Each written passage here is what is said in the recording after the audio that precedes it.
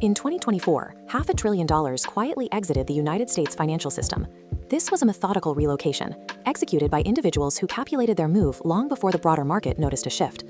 Today, we are mapping exactly where that capital went, why the pace of the outflow is accelerating, and what this pattern reveals about the actual direction of the global financial system.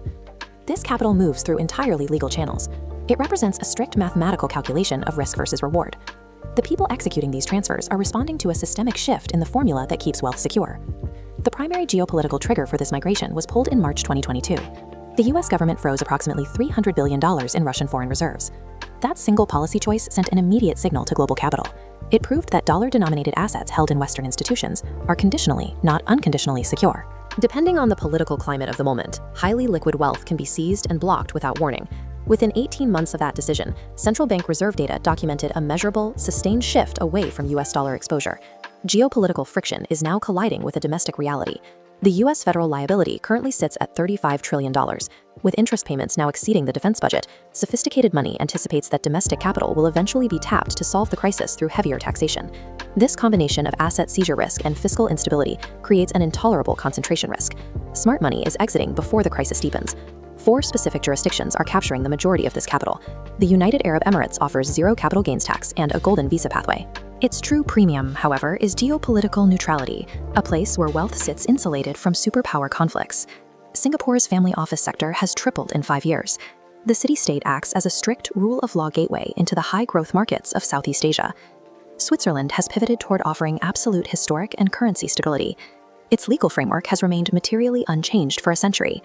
Structured offshore vehicles in the Cayman Islands provide the institutional-grade frameworks used to legally separate asset ownership from tax residency. These jurisdictions function as a cohesive geographic portfolio. They allow investors to mathematically isolate their assets from the risks inherent in the US financial system. Data from Henley & Partners shows a net outflow of high-net-worth individuals from the US for the 3rd consecutive year. Institutions like Morgan Stanley and UBS report a surge in client diversification structures.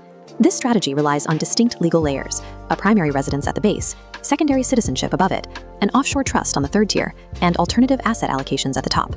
Structures once exclusive to billionaires are now accessible to a much broader market.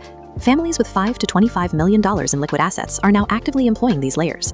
The productization of this legal infrastructure has turned global capital flight into a standard financial option for millions of investors.